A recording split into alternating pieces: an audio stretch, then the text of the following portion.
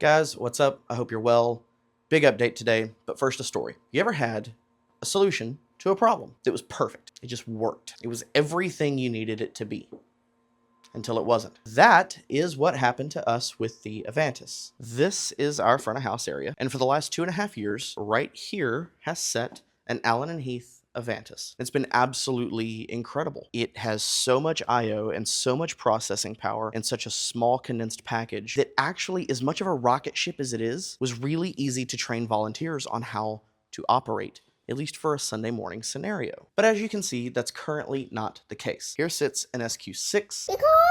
About 2.5 months ago, our Avantis crashed. And I've spent those last 2.5 months working on having ours serviced and repaired. If you saw 2 videos ago, I kind of gave you a briefing on all of that. And then the last video, we put an SQ6 in its place to get us through temporarily after renting for like 7 weeks. Hindsight obviously was stupid, but we just didn't know what the repair process looked like. And since you don't know what you don't know, we spent way too much money trying to get this whole thing repaired. Luckily, because we were within the 3-year manufacturer warranty that comes with an Avantis, the repair itself was absolutely free of cost to us. Allen and Heath does not pay shipping either way. Luckily, we have a authorized service center about 4 hours from here in Austin, Texas, which I drove to and dropped it off for repair. But last Friday, I got a phone call. And so, ladies and gentlemen, without further ado, the consul who died come to live. The Avantis is back. And between you, me, and the fence post, I'm so glad that it is. Editor, roll that title card. It's me. I'm the editor. Why does he do that?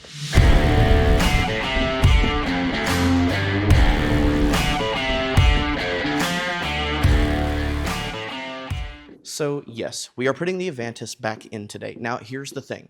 I mentioned in that first video, or maybe it was the SQ6 video, not sure, that I did not have the ability to pull my scenes off of that Avantis before I sent it into repair. I had to start from scratch with the rental console. Welcome to my office / AV locker. By the way, there's a whole disaster behind you guys there. Luckily, I had some photos saved on my phone from several months ago where I could see every channel input that we had and the gain structure for it. So I had somewhere to start with a rental console, and of course we had tracks, so got all that set up. But I was worried about not being able to get those scenes back because we just had everything so fine-tuned in that show file, and we'd been saving over it, but like I said, I didn't save anything to a USB, and that was stupid on my part. Even, stuff going to broadcast, it was just so clean, so fine-tuned, and I wanted us to be able to go back to that. So Billy, the lead tech at Nomad, told me that it's very rare for them not to be able to get somebody's show files off of a console before they repair it or, replace the motherboard or anything like that. So luckily, yes, they were able to save our user profiles, our permissions, and our show files. So we got everything back, which is incredible. I actually booted the console up yesterday, made sure everything loaded correctly. So I actually came up here to get our Dante card. This has to go back in the console so we can get it in place and get everything swapped back over. And I'm also going to do a little bit of cabling and cleaning up as well from some of the stuff I had to undo and move around getting the SQ6 in. So let's run back downstairs and we'll get this party started.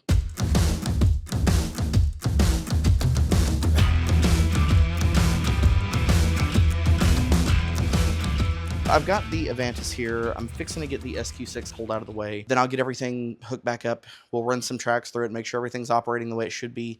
But first, I'm going to just double check and make sure I've got everything saved. God forbid this should go down again. That way I can just slap this SQ6 in and we're rocking and rolling. So sit tight. I'll be right back.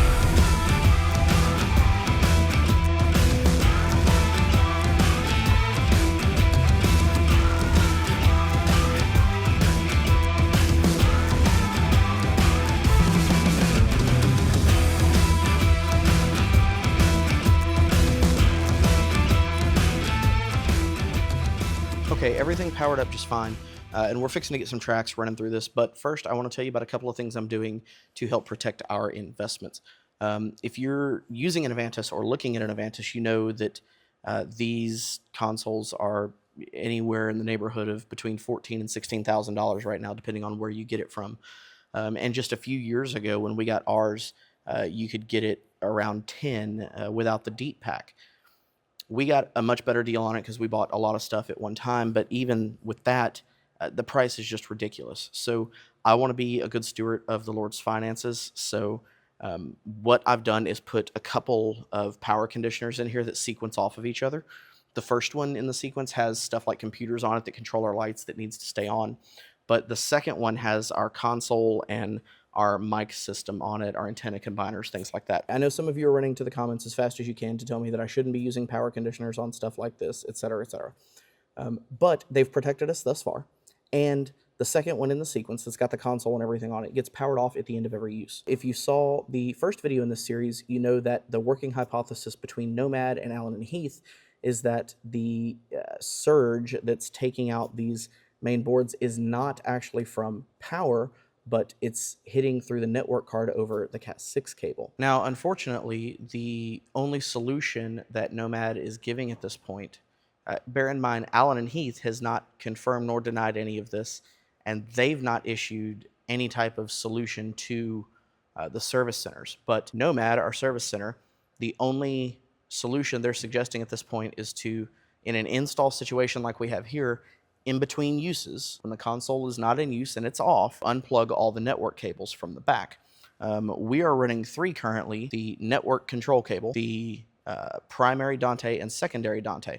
The primary goes to our broadcast booth, and the secondary goes to our track rig. That's just not convenient in a real world setting. We have volunteers that operate our desk every week that have no idea what's going on right here. They should not have to worry about that.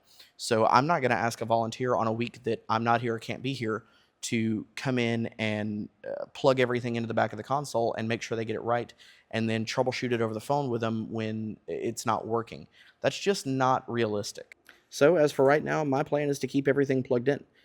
That suggestion did not come from Allen and Heath directly, and so it's not going to void any warranty or anything like that. Allen and Heath truly hasn't even said yes, that's the problem, or no, it's not.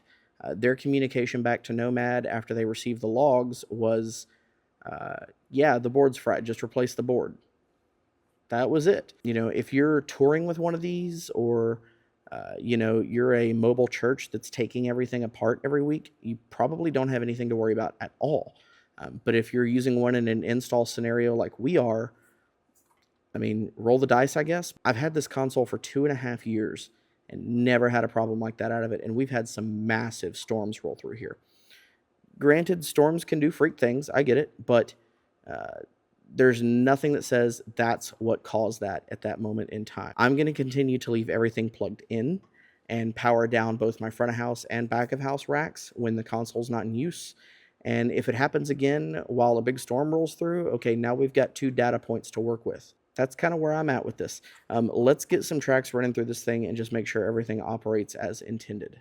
Okay, real quick, I just went through here and made sure that in Dante Controller, the Avantis is patched through correctly to everywhere it needs to go. So this is the Avantis to the SQ5. Remember, I don't patch click. We'll close that one down, and then Avantis to the track rig. It's just 1-to-1 all the way down. And then I need to make sure the track rig is going back to the Avantis. So transmitters here to the Avantis, and it's 1-to-1 as well. Now, there's something to note here. When we swapped this out a few weeks ago with the SQ6, we had to do some repatching, and me being in a hurry, I forgot to save my Dante routing file. So all I did was go back through here and make sure that the things that have never changed are still the way they should be, but anything that I had moved specifically for the patching of the SQ6, I just moved it back for the Avantis. Now, like I said a second ago, you can save patching files in Dante Controller, where if you're like a mobile church or somebody like that that's swapping consoles out pretty regularly, you can just load that file and go to town. Dante Controller will recognize cards that it has seen before, so it maintains some of the patching, but anything that I physically changed, I had to go in and reroute again. Hey, while I'm getting all this ready to go, now would be a good time to remind you guys that if you like this kind of content, please like, share, and subscribe. It would help me out a lot, and it helps us get this information out to those that need it. Whether you like the vlog stuff, or whether you like the troubleshooting stuff, or the integration pieces, whatever it is, Thanks for being here, and I'd love it if you'd subscribe and help me out. All right, let's play some tracks. I'm just going to activate virtual sound check and play some tracks and just make sure that everything is coming back through the appropriate channel. Continue. All right, let's get this playing over here. Okay, I'm seeing feedback on channels, so I'm going to bring everything down. And we're going to just make sure we're getting everything in the right place. So I'm turning the band on.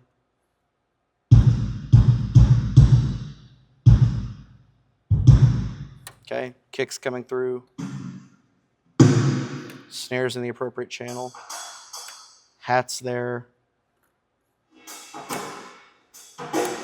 Overhead left and right are in the right place. What I'm not seeing right now is click. But track and pad are coming through the right channel. I've got bass. I've got keys. Guitar 1. Guitar 2. Guitar 3. We only used vocal 2, 3, and 4 that day.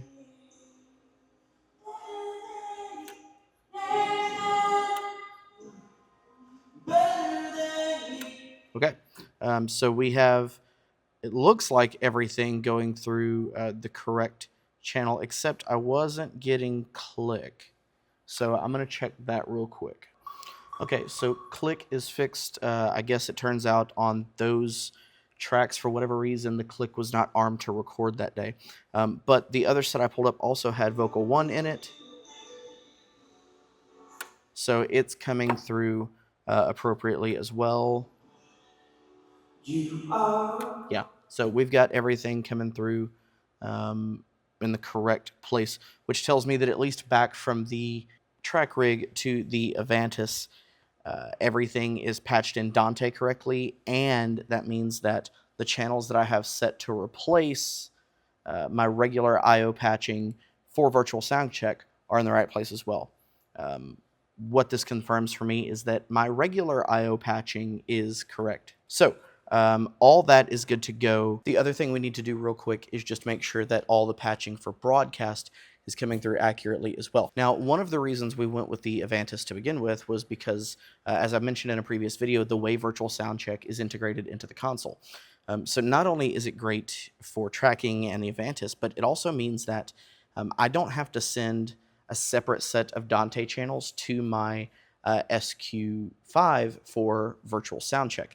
I can actually just play virtual sound check through the Avantis, and it's still transmitting those channels over Dante to my broadcast board. So let's go check that real quick and make sure everything is as it should be. Now, you guys obviously won't hear any of this because it's all running through cans, but you can already tell that I'm getting signal here on our op layer. If I go down to my control layer where I have everything, I can see that I am getting signal all the way across. I just want to check and make sure that those are coming from the right place.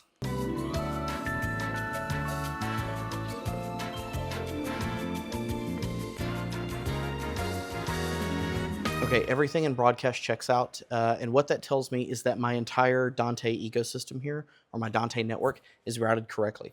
So right now, I'm sending those tracks out of Logic through Virtual Sound Card back to the Avantis, which is receiving them over Virtual Sound Check currently. But using its regular direct IP outs, it's sending those tracks back over the Dante network to the SQ5 like it would in standard operation. And so that tells me that everything in the ecosystem is routed correctly, and I'm very, very happy with that. Well, guys, that's a wrap. I know it's not been super climactic or anything, but honestly, at this point, that's probably a good thing. You know, the first video of the series, I said that I've been an Alan and Heath fanboy up to this point, and the reality is I still really am. I love the Avantis. I love the product that they're putting out, and I love the SQ series too, but the Avantis has just been solid up until this little issue.